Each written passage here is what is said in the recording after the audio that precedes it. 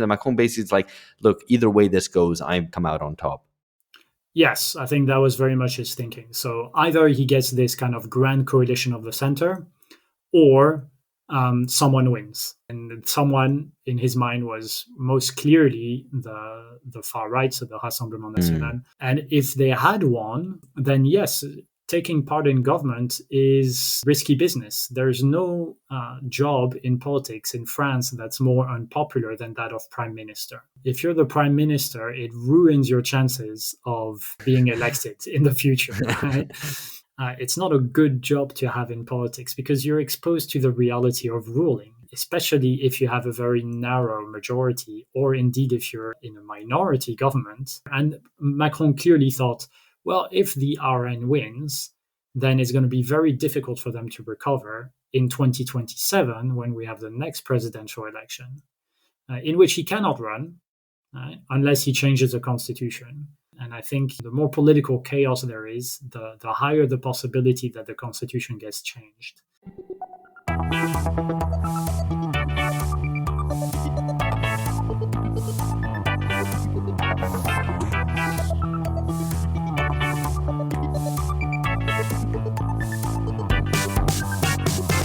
Milan ou Tripoli, Vilnius ou Benghazi, Paris, Moscou, on fait le bunga, bunga. Bangkok ou Bogota, Le Caire ou Jakarta, Gustavia, on fait le bunga, bunga. Stockholm ou Monaco, ou Montevideo, Oslo, Tokyo, on fait le bunga, bunga. Paris, Moscou, on fait le bunga, bunga. Ouais. Bienvenue sur BungaCast. Elle est sur BungaCast if it's a podcast, right? Or dans? Oui, bien sûr. Okay. Ouais. Le podcast politique mondial à la fin de l'histoire. Bienvenue, Charles. Parfait. Okay. Merci beaucoup. It's a pleasure to be back. Excellent. For listeners, I'm Alex Hochuli in São Paulo, Brazil. If you're new to BungaCast, and I'm joined by the man you can hear and perhaps see in front of you, Charles Devellennes, who's a senior lecturer in political and social thought at the University of Kent and is a commentator on French politics. So I asked Charles if he's in a good mood following the results, and I think he said just not in a bad mood. Yeah, that's accurate. Not in a bad mood because the result isn't terrible, but I would say that we all know Emmanuel Macron decided to dissolve the National Assembly about a month ago on the 9th of June. And there was a kind of lightning campaign over the elections. And a week ago, we had the first round of the elections, which was a pretty resounding victory for the far right, so the Rassemblement National, the RN. I know we can discuss about whether the far right is an appropriate term for it. Well, we're going to get into all of this, in just a second. But first, listener, just to tell you a little bit about BungaCast. We have a new episode out every Tuesday. Today's an exception because the French elections happened and we wanted to get you this out as quickly as possible. So it's out now already on a Monday. We also have additional episodes out most Thursdays or Fridays, depending on the week. We put out 2 free episodes a month, and all the rest of our content is over at patreon.com/BungaCast in full. There you will find our regular contributors, Alex Gurovich, Catherine Liu, Amber Lee Frost, and Lee Phillips. We also have plenty of episodes with writers and editors from Damage Magazine with whom we're partnered. And if you sign up to our Patreon, you'll also get a free subscription to a very excellent magazine, which I would highly encourage you to read. So just to let you know what you might have missed over the past month on BungaCast, or just the past couple of weeks even, we had Gregor Bashak on to tell us about Germany at the end of history and its various derangements. Fred Stafford from Damage Magazine gave us a wonderful rundown of how electrical power works and why utilities matter. We talked to Korean sociologist Hye Young-woo about Korea's fertility crisis and escalating gender conflicts. That's all at Patreon. And also, most recently, we talked to Volodymyr Ishchenko about his new book on Ukraine, From Maidan to War. And just out yesterday, a rundown of the UK's elections in which Labour's landslide threw up what looks to be a sandcastle majority. How long till it goes out to sea? Now, coming up over the next couple of weeks, we discussed the work of Dmitry Furman on the imitation democracy created by Yeltsin and consolidated by Putin and what comes next. That's at the Reading Club. Also on our Patreon, we have Catherine Liu telling us about the culture wars new and old. Writer Sam Chris will be on. We're going to cover a whole range of topics there. And Shahar Hameri and Lee Jones will talk to us about the structure of the Chinese state. And finally, right towards the very end of July, we have Eva Illouz on to talk about emotional capitalism. If that all sounds like something you'd be interested, please do join us over at patreon.com/bungacast. Now, I won't delay you any further. Here's my conversation with Charles Devellennes. I think it's been one of the biggest open secrets in European politics for the best part of a decade or even more, which is that Marine Le Pen's far-right Rassemblement National would eventually enter government. That would happen at some point, and that it would be the next, that France would be the next big one to fall to right-wing national populism. And Sunday's parliamentary election was expected to be the first step in that move. And instead, you got something different. The Rassemblement National came in third place behind the left-wing Popular Front and Macron's centrists. So before we proceed, how did we get here? Because French elections are every 5 years, and we just had the last one, or you just had the last one 2 years ago. But Macron's party lost heavily in the European parliamentary elections last month. Just to clarify for non-European listeners, those elections are probably more symbolic than anything, given the fact that the European Parliament is basically a kind of rubber stamp legislature. But nevertheless, it was a big protest vote that went in favor of Le Pen's group, who won 30%. So Macron decides to call these snap parliamentary elections. What was his gamble? What was his thinking? Yeah, it was a huge gamble. So he decided to call in these early elections, which are, they're not completely new in the history of the Fifth Republic. There have been quite a few dissolutions of the National Assembly. De Gaulle did it in the first place, but the last one dates back to Jacques Chirac. And it was a disaster for him because when he dissolved the election in 1997, he lost the election after dissolving the National Assembly. So he called it, Chirac at the time, thinking, I can get a bigger majority. And this is probably what Macron thought, or at least he thought that he could get a majority of centrist parties. Right? So I think this is the first gamble that he failed in, basically, is that he wanted to have this new coalition. And it's not completely unreasonable. You can think of his coalition maybe extending from Les Républicains, which is the French kind of conservative party that have lost many seats, especially in the 2022 election, and going all the way to, on the left, to maybe the communists. I mean, we can talk about what the communists mean in French politics today. In short, it's not much. They're very much a social democratic party these days. But also including maybe the Greens and the Socialists, more importantly. And so there could be this kind of grand coalition going from the center-right to the center-left, and that's been Macron's modus operandi, right? He's been trying Right, he wants to colonize the whole center ground. Yeah, to say, I'm at the same time, I'm the left and I'm the right, le en même temps. At the same time of Macron, he's trying to be a bit of both. But really, no one believes it today, right? 2 years ago, I published this book behind me there, which is the Macron regime. And I argue that basically, looking at the ideology of Macron, that we can firmly put him on the right of the political spectrum. In fact, we could have done this in 2014, 2016, 2017 already.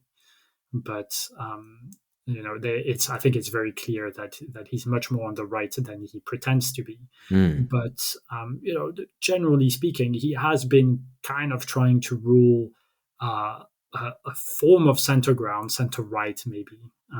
And so this dream of his a few weeks ago of calling in a new election and maybe getting a bigger majority for a coalition was not completely unreasonable. But I think he really underestimated how much he's angered his political partners. Right? Well, that's kind of amazing. I think we can all agree, no matter what your politics are, that seeing Macron's dreams shattered is always a pleasing moment at the very least. But anyway, before proceeding any further, a well, a good friend of the podcast put to me a question, or rather suggested I ask you a question, because they're in the US, and for them, well, they wanted to know basically who is quote unquote far left, who is quote unquote far right. Is the Rassemblement National really far right? Is Macron really center? And the reason they ask this is that for them, I mean, the US reporting that they read and see just puts it into these, three teams basically, and that's how they've reported the French election. Obviously, three teams is the most the US mind can handle. They can't really cope with already two is fine. Like three, they can stretch to more political forces than that is just completely bewildering to the American mind. Yeah, so it's a really good question. And, like always, when you're trying to put people into boxes, it's going to be a little bit difficult to come up with kind of universal categories. But let's put it as simply as possible. So who's on the far right to begin with? So the far right is, I take it as more of a relational term than an absolute term. So you're on the far right if you're sitting on the right of the National Assembly. Right. And this is convenient because this is how we get the term left and right in the first place. It was the National Assembly during the French Revolution that established this tradition of left and right. So these are relative terms, right? Not absolute. So if you say Marine Le Pen is on the far right, it means that in the political offer in France, she's further to the right than other parties like the Republicans, les Républicains, who are the kind of conservative, to put it for our British listeners. Yeah, the most traditional kind of center-right conservative party. Yeah, center-right, and then you have the far right, right? So that's a useful distinction, I think, because it helps us to put it in relative rather than absolute terms. So often we also associate the far right with something like fascism. And we can debate about what's the link between the Rassemblement National and fascism, but that's not immediately what I mean, at least when I say, okay, the RN is on the far right.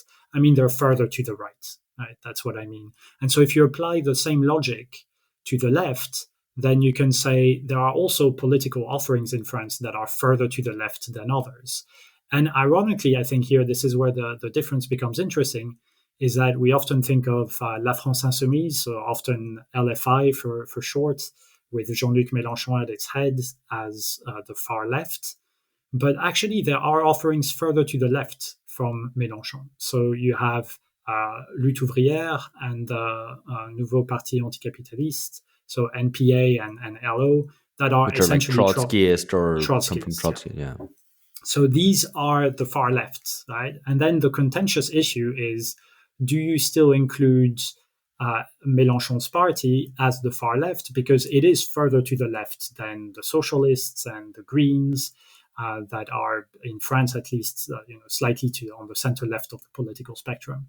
So there's a little bit of interpretation there. I don't really have a problem with saying, if you use that definition of being further to the left, that Mélenchon is far left because he is further to the left than the center left.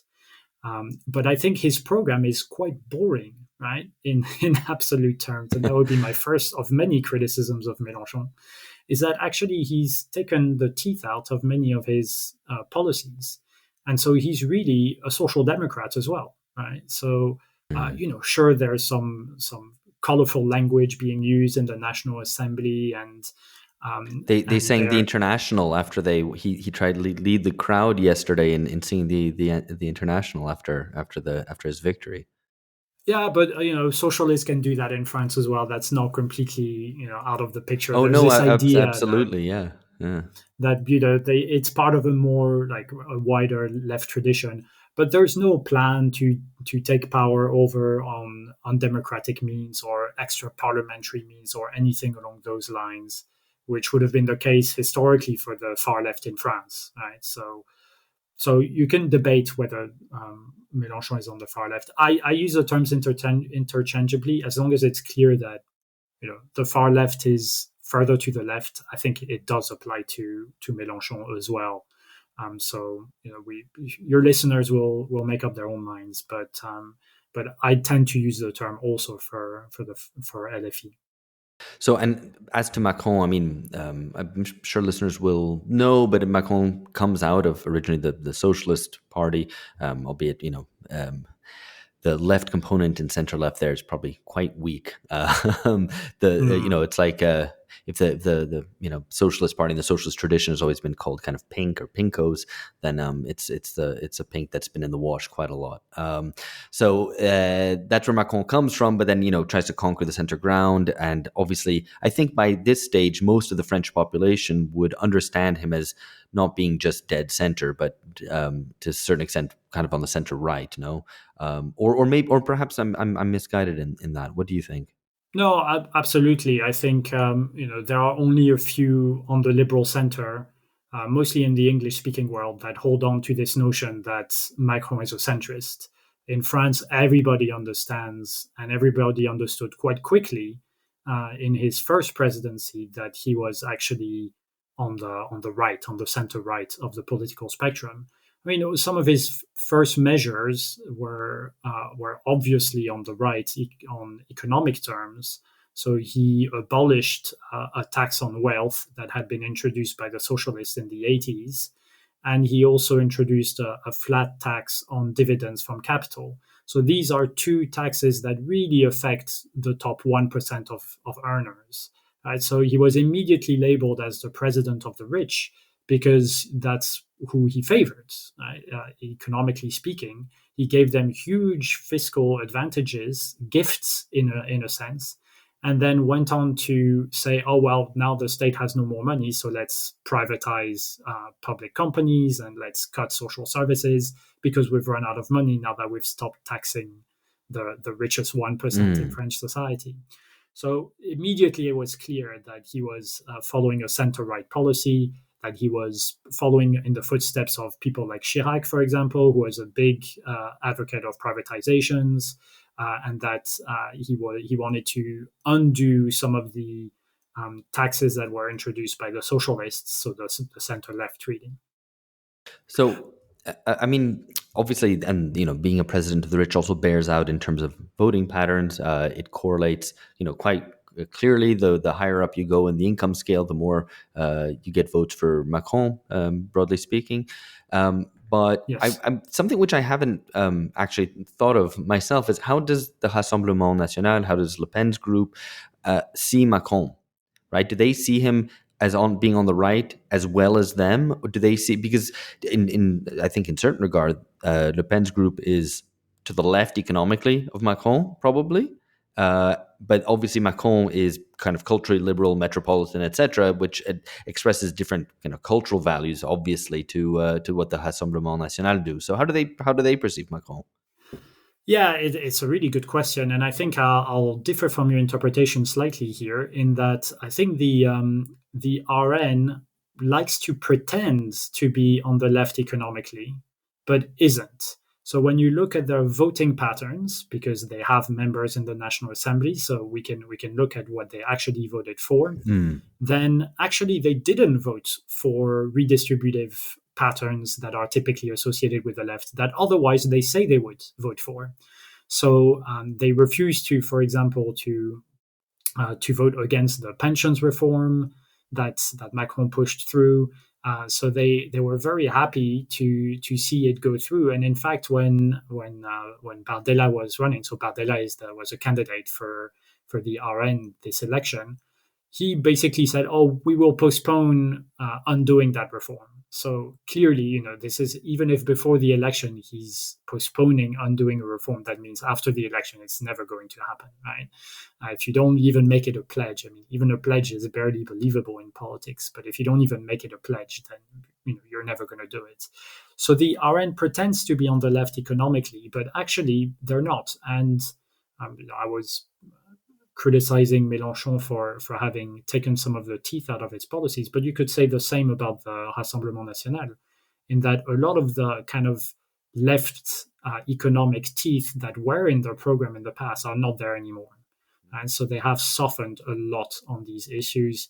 And in particular, not leaving the euro would be a very big one, because leaving the euro would give a French government additional fiscal independence, and no one proposes to leave the euro today. There are no proposals like that. Indeed, the left either. No, Mélenchon neither. So no one was arguing for Frexit. No one was arguing for leaving the euro this election. It was all very kind of tame in that respect, with respect to the European Union. I mean, it's worth underlining, I suppose, just because it expresses, I mean, for all the reporting being far left and far right and this polarization, etc., it ultimately, it's a politics and policy programs that take place within fairly narrow constraints, despite all this. Yes. The extremity, I guess, expresses itself in the RN's emphasis on questions of identity, citizenship, and migration, where there's obviously policies which are quite Yes. extreme. Yeah, so to come back to your earlier question, the RN sees Macron as on the left on social issues. So clearly he's part of the establishment. Clearly he hasn't done enough to protect French identity against global migration, etc. So on those issues, they clearly perceive him to be just part of the left kind of the general organization. They used to call it the UMPS. So UMP was a party of the center right, and the PS was a party of the center left. So they just grouped the two together, right? So that they're all part of this kind of liberal center right, center left. It's basically the same government, and so this is the same thing with the RN today, in that they perceive Macron as being this amalgamation of the center, and that's essentially he's pursuing the same kind of politics that a socialist government or even La France Insoumise would pursue in terms of social policy. So they're very much portraying him in that respect. But of course, this is complete fiction, right? Because they then were also very happy to vote with Macron on a bill on separatism that Macron passed through the French National Assembly. So they're very happy to vote for him when he's actually being much tougher on immigration and much tougher on kind of social issues. But then they have to keep this appearance that they're criticizing him because that's their bread and butter, essentially, is to do identity politics. Yeah.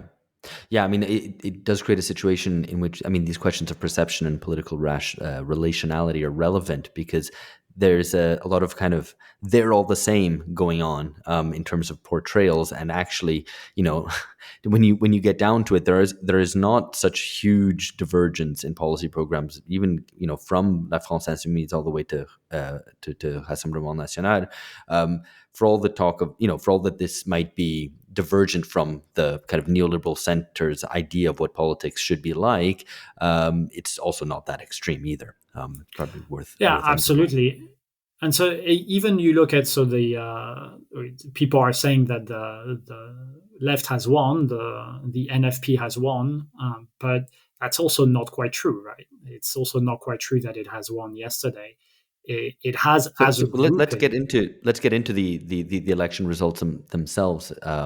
Because just before we kind of get into the maneuvering that will necessarily happen now, because no party has achieved a majority, or no grouping has achieved a majority.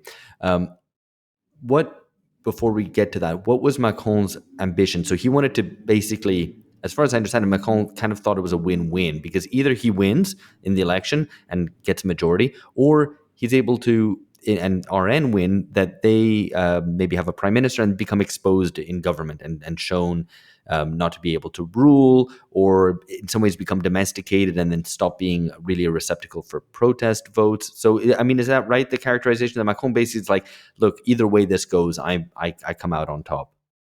Yes, I think that was very much his thinking. So either he gets this kind of grand coalition of the center, or someone wins. And someone in his mind was most clearly the far right, so the Rassemblement National.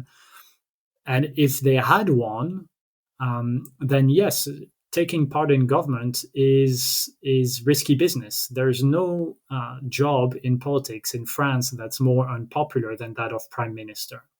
So if you're the prime minister, it ruins your chances of being elected in the future, right?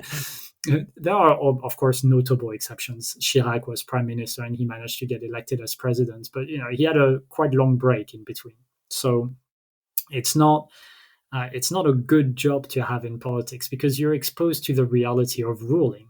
And especially if you have a very narrow majority, or indeed if you're in a minority government, we've seen in the past couple of years, 2 prime ministers running minority governments in France. It's been very tough for them. I mean, they passed through reforms, but there was tremendous pressure on them, and both of them have lost a lot of credibility, and it will be very difficult for them to win in the future.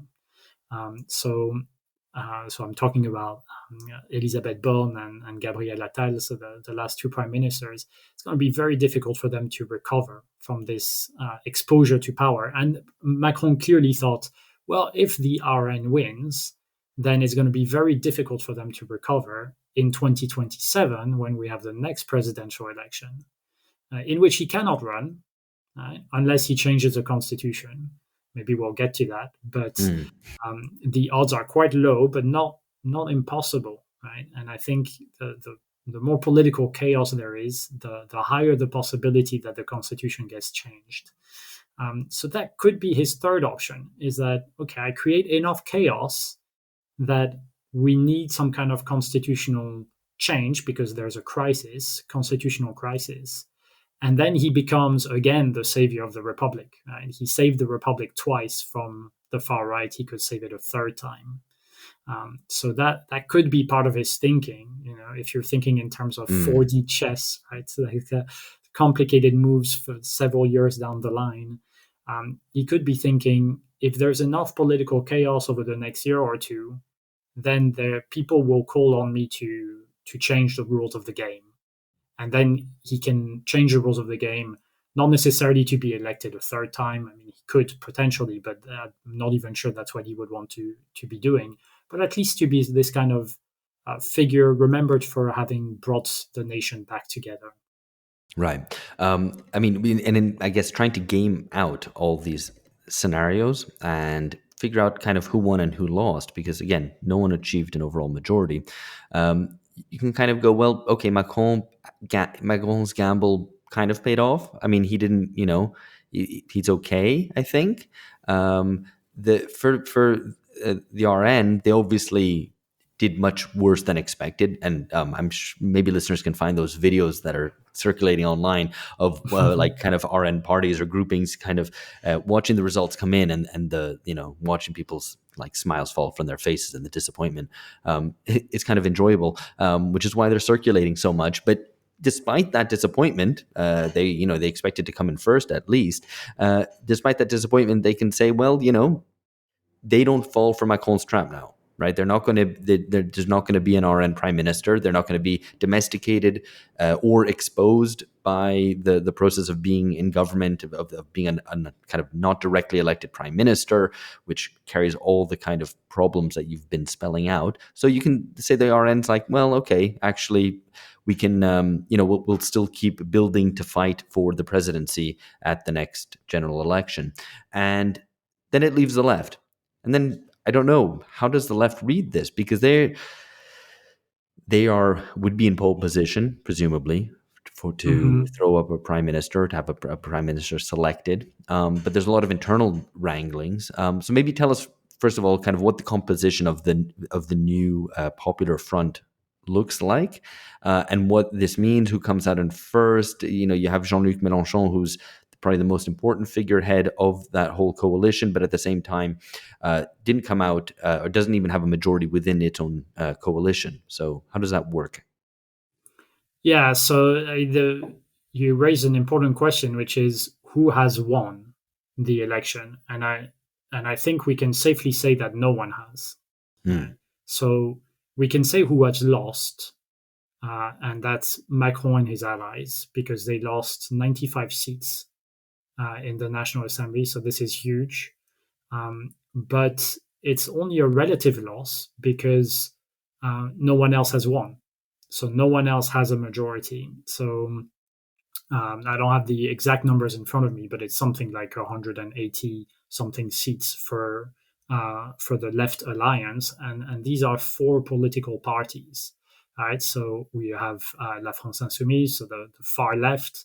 We have the communists, we have the socialists, and the Greens. So 4 parties. There were a number of smaller groupings, but essentially, these were the 4 actual parties. The other ones are That's kind of divers micro gauche. Is that parties. which, Yeah? so Which is represented by there's this acronym DVG, and it's just like random left, extra other yeah, various left. all those on the left. So they include people like, for example, François Ruffin, who's he's been sitting with La France Insoumise, but he has his own micro party, which is basically him, right? And he was re-elected. It was very tight, actually, his race in the north of France, but he was re-elected. And they include a few dissidents from La France Insoumise who were not granted a seat. So there was a controversy over the election period, is that 5 people were not given a seat, even though they had one already. So it was called a purge, basically, by the media, and to an extent it was a purge. So La France Insoumise excluded these 5 people from running because they had been critical of internal workings of the party. Right? But many of them, I think it's 4, maybe even 5, were re-elected anyway. So they ran as kind of other left candidate, divers gauche, but they still got re-elected. So they won't be sitting with La France Insoumise, but they are essentially old Insoumis. They're used to stand with them. It's just there were disagreements over the past month that led to them being excluded from the party. So yeah, there are 4 parties, and La France Insoumise is still the biggest one, but not by much, by only a few seats.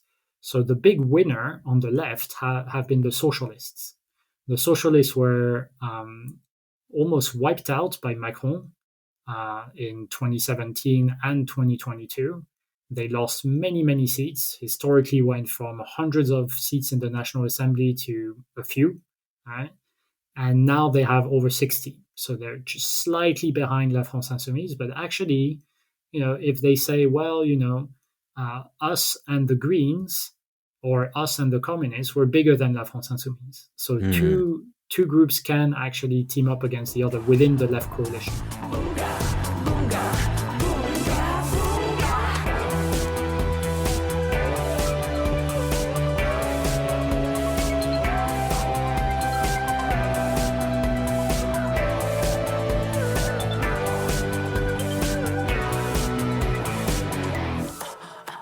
I'm going to pause to comment on the Parti Socialiste, because it's one of the grand traditional parties of the left, looking globally.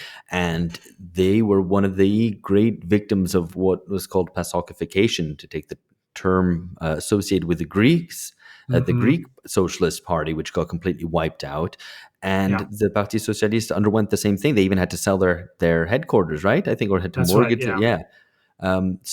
A complete wipeout. I think they were reduced to 6 seats in the National Assembly, something like that. I mean, it was, a disaster of catastrophic proportions for a very traditional party, and its rebirth is unexpected. It surprised me. How do you account for this?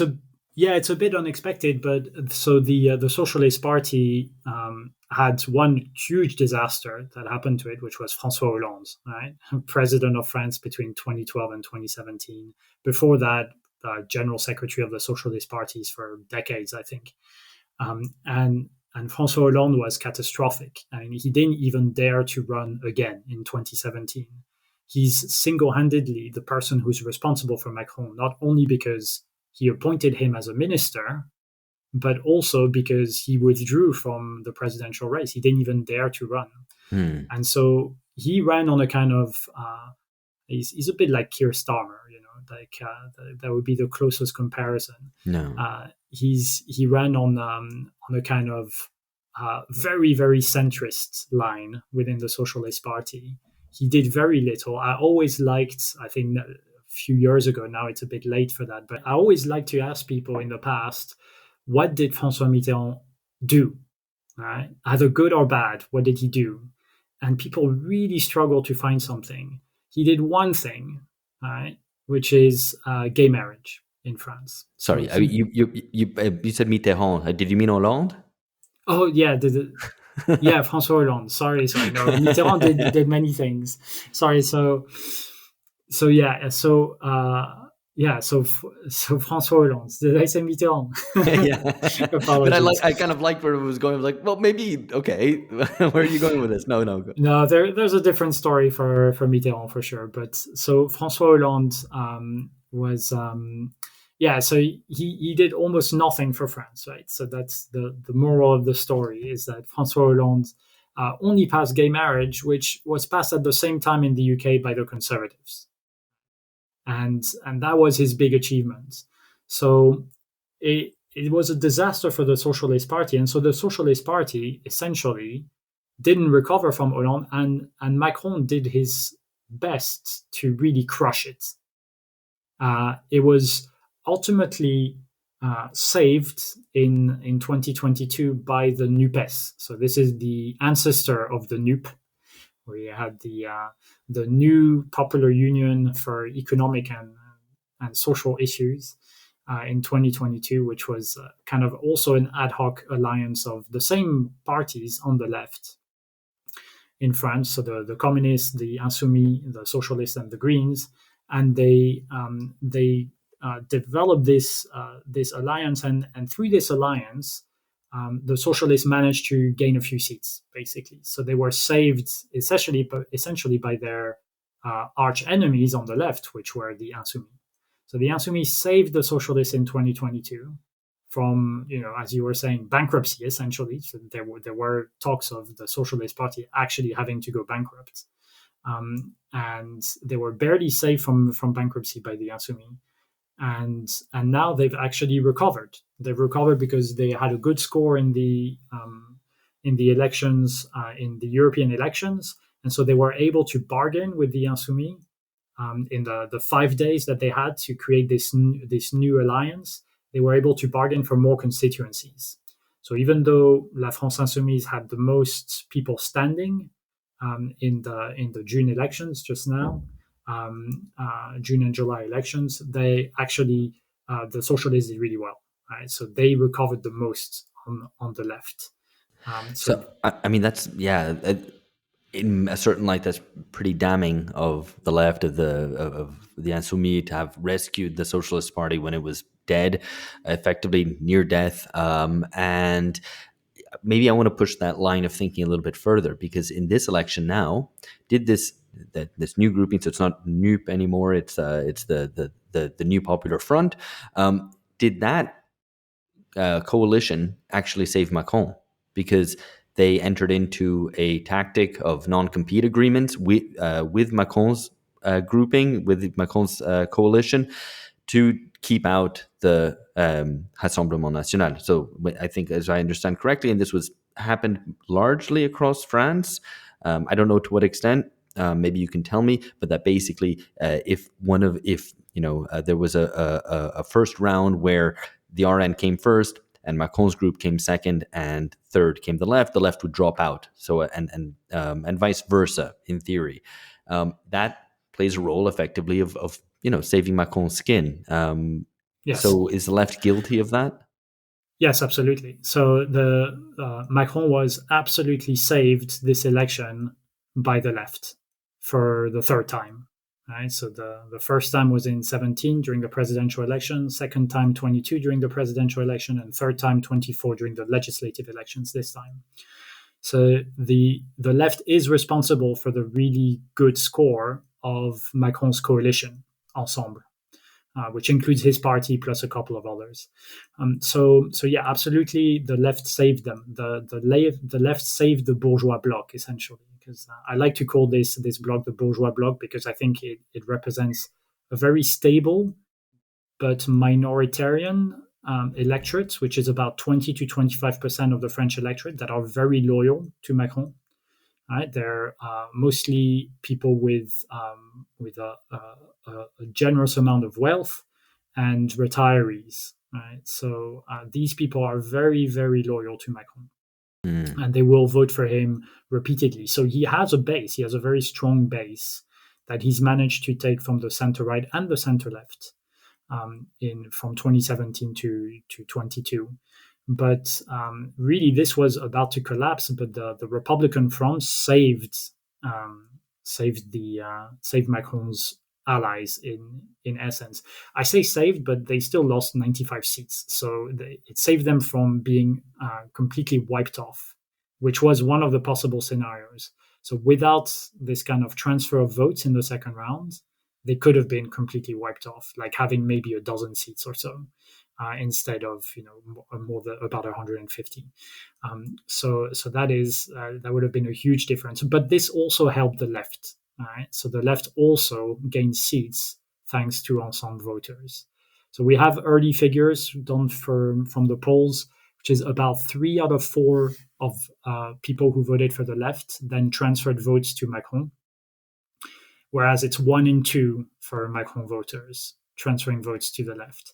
So it wasn't exactly reciprocal, but it was enough. It wasn't exactly the same. Many more people from the bourgeois bloc didn't want to vote for the left. They would rather have a far-right candidate go through. But there was some reciprocity, just not on the same level. Right. I mean, you could even argue that, I mean, to the extent that one can make a distinction between a popular front and a broad front, that this ended up more as a broad front, which is to say it's not just a union of the popular forces of parties from the center left to the further left, but indeed included even conservative forces. I mean, I say conservative forces to refer to Macron because he ultimately is a kind of conservative politician in terms of the function that he plays. And so that union, going all the way from the left all the way to include Macron, that was effectively a coalition that formed spontaneously. Not spontaneously because it was planned, it was organized, but it was organized to fight in the second round. And now to push this maybe into the terrain of hypothetical, but if Macron was at such risk, and an ensemble was at such risk of being really blown out in parliament, why not a popular front? Not really called a popular front. Why not a unity between the left and the RN to crush the center? And then Right, we live on to fight another day, and then we go our separate ways, left and right, and then we fight on, and the best man win, so to speak. Yeah, I think from the outside that could look like a possibility. I think it's impossible. I think it's impossible because there are just way too many differences, and actually, it's impossible. It's improbable because it's much more likely that the far right allies with Macron, right? Because they actually have many issues on which they can vote together. Right? They all believe in austerity. They all believe in kind of fiscal discipline. They have voted together in the past, so I think that would be a much more likely alliance, an alliance of the rights, going from the center right, including Macron, all the way to the far right, and that is enough votes to form an absolute majority in the French National Assembly. So that is much more likely, but it's very difficult to see policy issues on which the left and the far right would agree on. What would they vote on together? They can vote against Macron together, which they have done, but they can't really vote for anything. And I think that would be a really difficult one. And on one issue, which was the big one during the campaign on fiscal policy, the RN want to cut taxes. The NFP wants to raise taxes. You can't do both at the same time. So I mean, my hypothetical was on this. No. I mean, I understand the kind of how that works out, and how impossible that would be in practice in terms of being a governing coalition. But what if it was just an electoral alliance where they said, we're going to crush Macron, and then whoever comes out largest in the parliament governs, by themselves. Yeah, and it could happen in the future. I think it's something that could happen, but I think there's too many differences. I don't see how they would reconcile.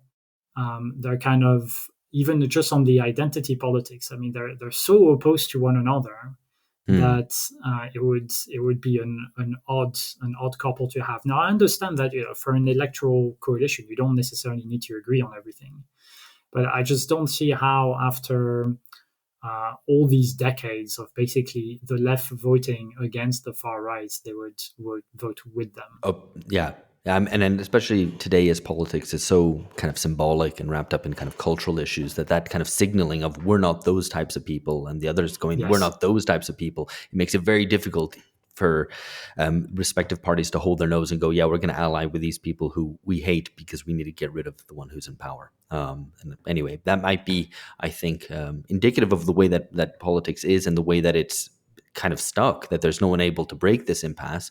I wanted to turn to that impasse now, the short-term impasse, which is, how does France get a new prime minister?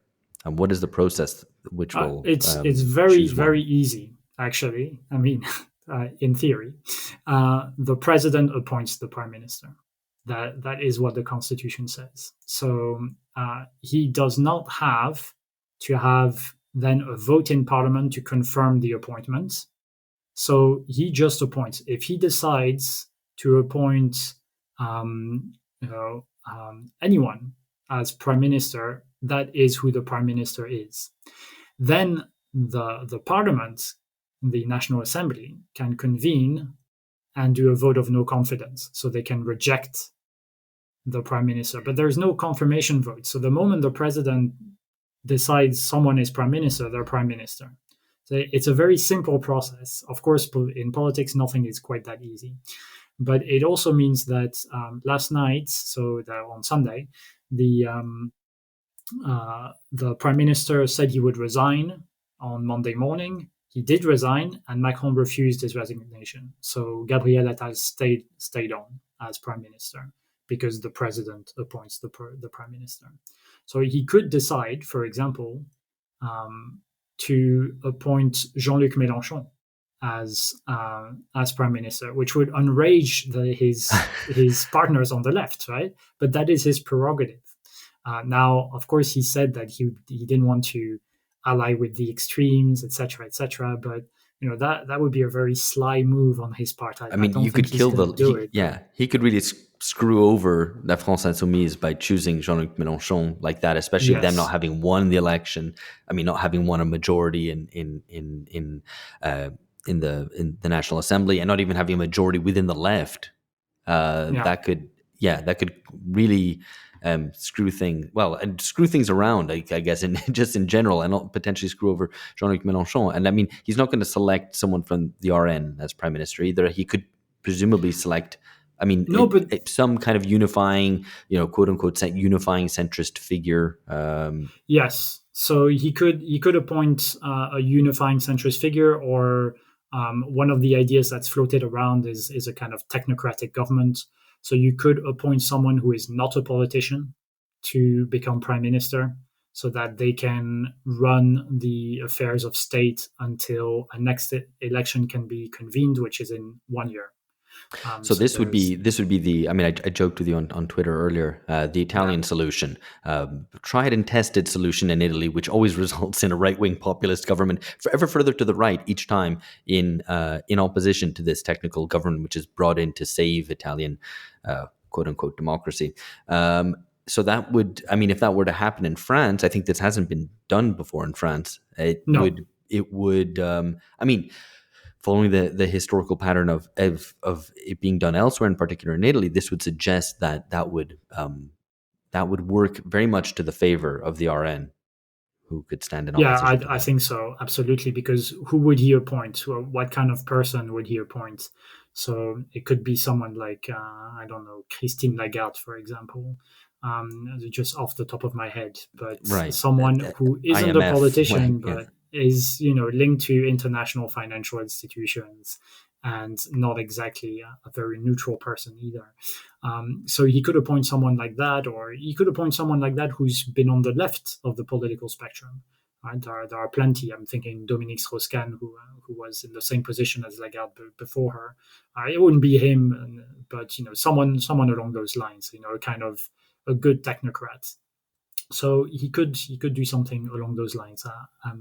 Absolutely. I think it's unlikely, but he could decide to do it. It's possible for him to say, well, actually, we're going to pass no more controversial bills. The only difficult one would be passing the budget in September. So then you'd need to actually have a vote. And so the prime minister could still use the 49.3 provision. So this is a provision in the French constitution that allows the prime minister to pass a bill without a vote in parliament, but that opens him to a vote of no confidence.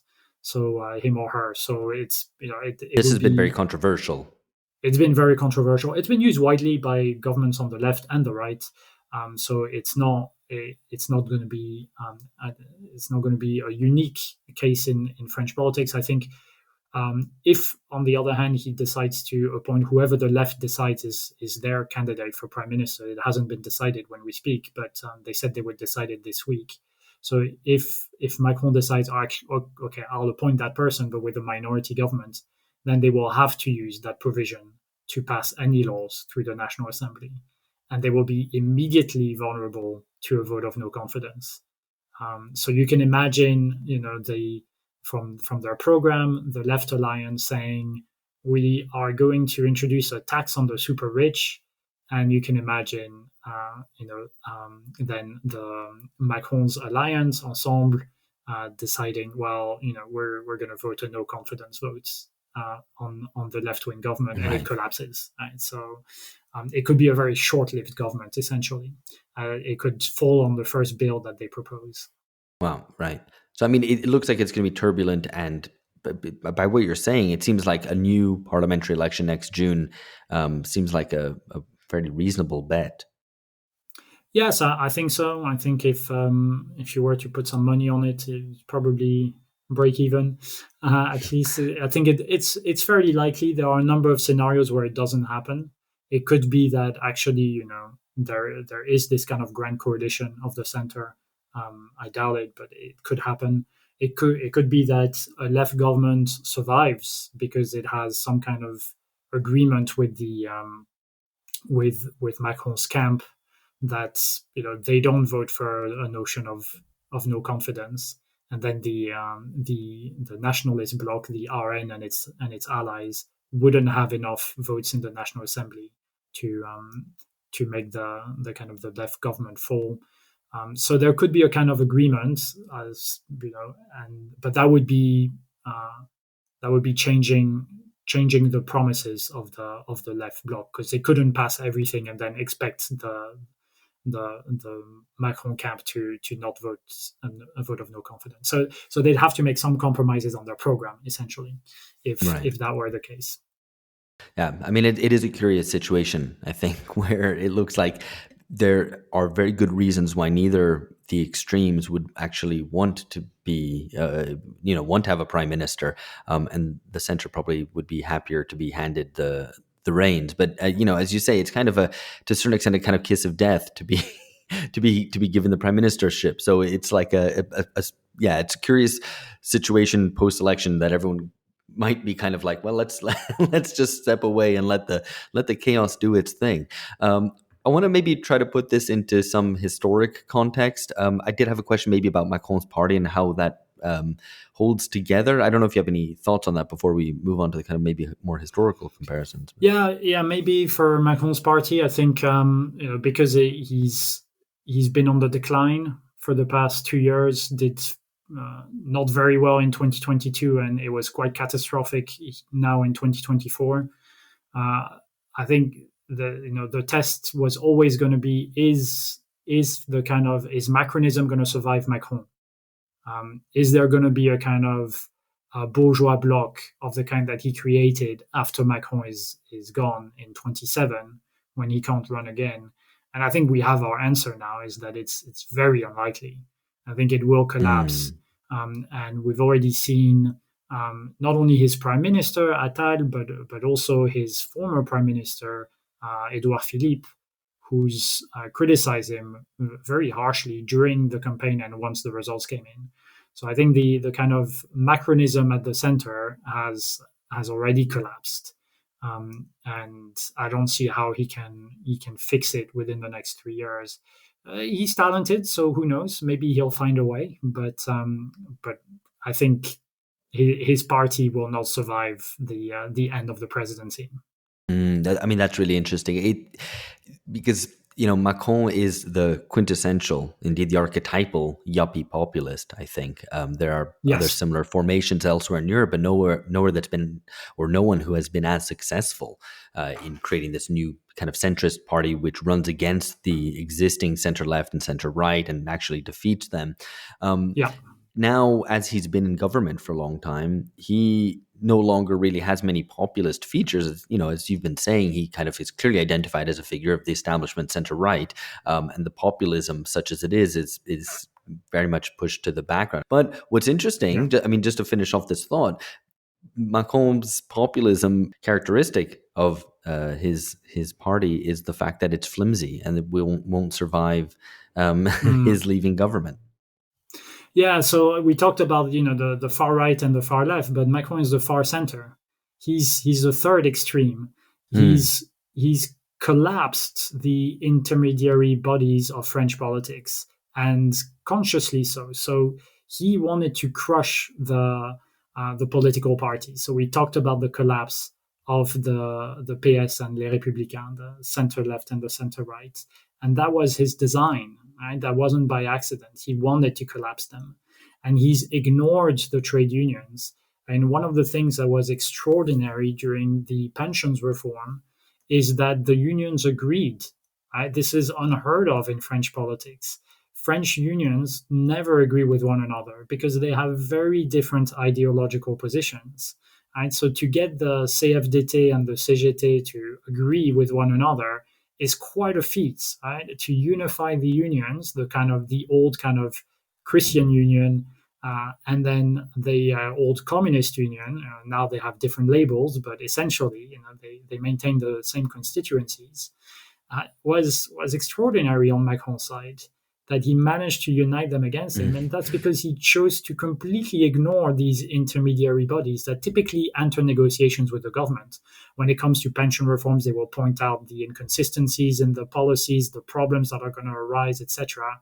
But Macron didn't listen, and he managed to unite them. But it was his attempt to crush them that actually united them in the end. The French unions are much weaker now than they were, now we're looking way back in the past, but 20, 30 years ago. And so even though they were a bit reinvigorated during the pensions reform, essentially because they were defeated in the end, the pensions bill went through, then they became very demoralized. And today they are weaker than even even 2 years ago.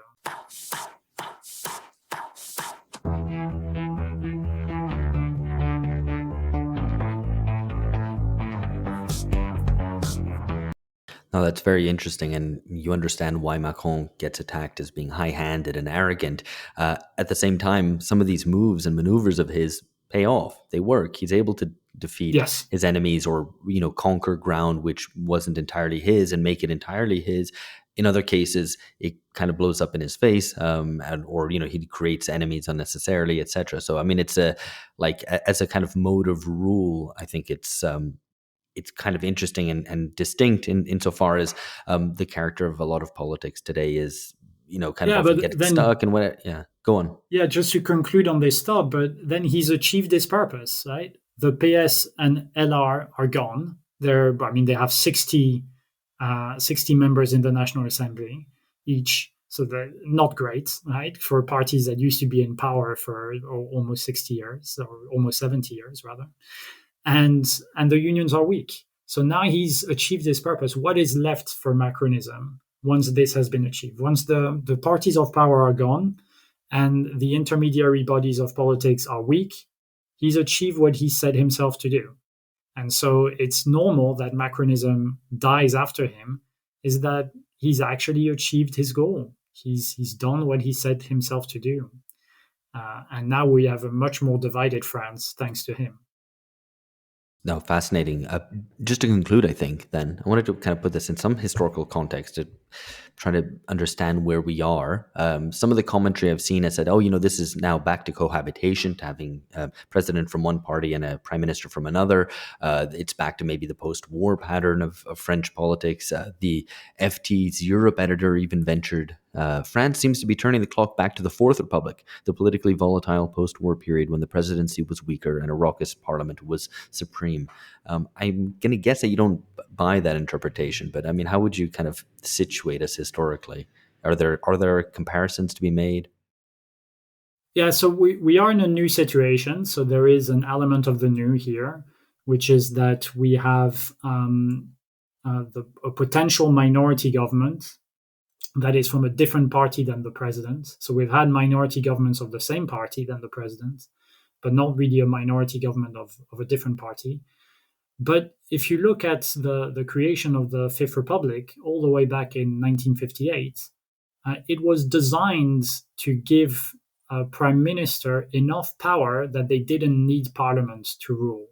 Right? So this is what the Fifth Republic was designed to do, precisely because the Fourth was so chaotic. Right? So de Gaulle and Debré, who was the drafter of the Constitution, they decided, okay, let's give so much power to the prime minister that they can run the country, even if the assembly is just divided by crackpots. Right? And so this is the test of the Fifth Republic, really. And this is the interesting test, but this is what it was designed to do. So in some respects, I think the novelty is being overblown because we've had cohabitation before, so a party from a different side, and then the president, and we've had minority governments before. So it's just that combination we haven't had. But essentially, the Fifth Republic is designed to work under this. It has a very weak parliament, and the weak parliament is there by design. So even though it's new, I do think that the stability of the Fifth Republic actually will help here. And I'm quite critical of the Fifth Republic in many respects because a lot of its measures are anti-democratic. But in those situations, you really see the virtues of this type of constitution that puts so much power in the hands of the prime minister. And we often think the French Republic is it's a monarchical regime, right? We just elect our monarch every 5 or it used to be 7 years. But actually, when you look at the text of the constitution, it's the prime minister that has the power. It's just the president typically has it if he controls parliament. But when they don't control parliament, then it's the prime minister that has the power. And we've seen this in periods of cohabitation. So when Lionel Jospin, for example, was prime minister under Chirac, he was able to do quite wide-ranging social democratic reforms that Chirac was completely against, but was powerless to do anything about. So you really saw then, 1997 to 2002, that the power lies in the hands of the prime minister, and that's because the constitution gives them the power, the prime minister. And I think this is what's going to happen now, is whoever is prime minister, whether it's a technocratic prime minister, or whether it's the left prime minister, or maybe both, maybe it could be a technocratic prime minister from the left, that they're going to have the power and they're going to be able to use the institutions of the Fifth Republic in order to keep that power and to maintain stability within the regime. And this is why perhaps I had this debate with one of your co-hosts over WhatsApp, but we disagree on how much we should fight against the RN. And I think in France it's a very difficult situation because once you have a prime minister, they have so much power that it's very difficult to actually constrain that power. So once the prime minister is there, they can do a lot of things, even with a minority government. And so having an RN prime minister for me was even worse than having an RN president, because an RN president, actually the president doesn't have that much power. But an RN prime minister would have been able to achieve a lot. Right? And I think this will still be true of whoever the prime minister is after this election, because we don't know yet, but they will have a lot of power and they'll be able to use that power to maintain some form of stability. But in the long run, what does that mean? In the long run, it's good for, as we were saying before, it's good for the RN because it will show that the parties of power unite together against the poor RN. They're the victims here. They did so well in the election, 33% of the votes, and they don't even get that in terms of seats. So they will be able to play the victims, and they will be able to consolidate their wins, because at the end of the day, they won seats in this election. So even though it was perceived as a defeat because the polls told them they would win many more seats, they actually won seats. So they're not clear losers. They're only losers because of perceptions. So, I mean, just to conclude, to push you on this last point, to oppose the RN, yes, an RN prime minister would be powerful, and they could implement a certain degree of their program. Again, probably the most problematic or despicable parts of it regard kind of questions of citizenship and migration and identity. But nevertheless, as we've been saying, it's still within a political spectrum which is fairly still constrained. It's not, these are not that extreme. And combined with the fact that the prime minister becomes very unpopular, that over a longer term than just 3 or 5 years, that this would kind of blow up in its face too. That an RN prime minister would also end up having to confront the basic instability of contemporary politics, but also the kind of impasse of contemporary politics, where no one is able to really create hegemony politically and are rapidly kind of thrown out. So in that context, why oppose the RN in place of to the extent of perhaps supporting or sustaining Macron centrists? Yeah, it's a good question. I think, well, partially, it's a big counterfactual, but partially, supporting the Popular Front this time actually weakened Macron. So it's not that it strengthened him. Maybe it slowed the decline of Macronism, but Macron still has a strong base. So it's going to be difficult to wipe it out completely. But yes, the kind of Republican knee-jerk reaction to the RN being in so many second rounds in the elections has kept Macron going for a little bit longer. But also, I mean, I guess I'm going to sound a bit like a conspiracy theorist now, but I don't mind on this account. It's that there's a real risk of the security services siding with the RN. Right? So we've had very strong calls from active and retired army personnel saying they're ready to intervene in the event of a civil war. Right? Take that what you will, but France has had military coups in the past.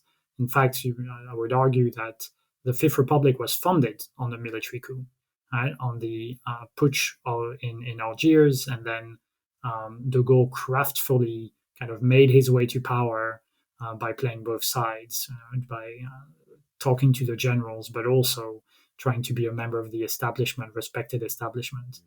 And so it's not that far-fetched to think that these security services could be used again in the future. We know that they vote for the RN, about 2/3 of them vote for the RN, so much higher proportion than the rest of the population. And we know that they're ready to intervene by using weapons on French soil because they've told us so. All right, so this isn't, kind of completely far-fetched scenario. I hope it doesn't happen, but I do fear for kind of the future of the Republic in that sense.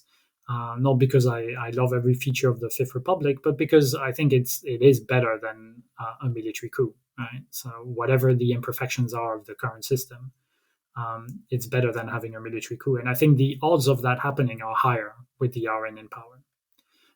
So that would be my answer to your question. Why fight the RN? Because I don't think they'll stick to the rules of the game. Right?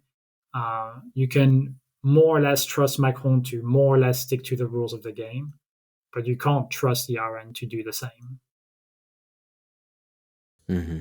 I could maybe push at this a little bit further because, of course, a lot of the criticism of Macron has also been of precisely his authoritarian tendencies, perhaps not at the level of mounting a military coup or creating the conditions for one to happen, but the RN haven't either. And I guess it ultimately comes down to a bet about how likely you think the kind of disorder perhaps not, obviously not to the extent of a civil war, but of the kind of disorder that would prompt an intervention from the security forces would need to be. And I mean, it's a question that I encountered myself in Brazil, where there was a much more likelihood of not of civil war, but of the security forces, and particularly the military, trying to take an active role in politics. But yeah, but I mean, I completely agree. I do think Macron is a liberal authoritarian. I think he's used many authoritarian means to rule over France.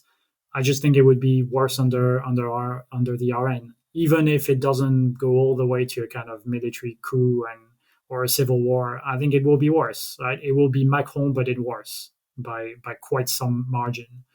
So if you don't like what Macron has done in terms of authoritarianism, then that's also a good reason to not have the RN, because they want to do more. Right? They're not content with the kind of authoritarianism that we have in France at the moment. They want a much stronger version of it.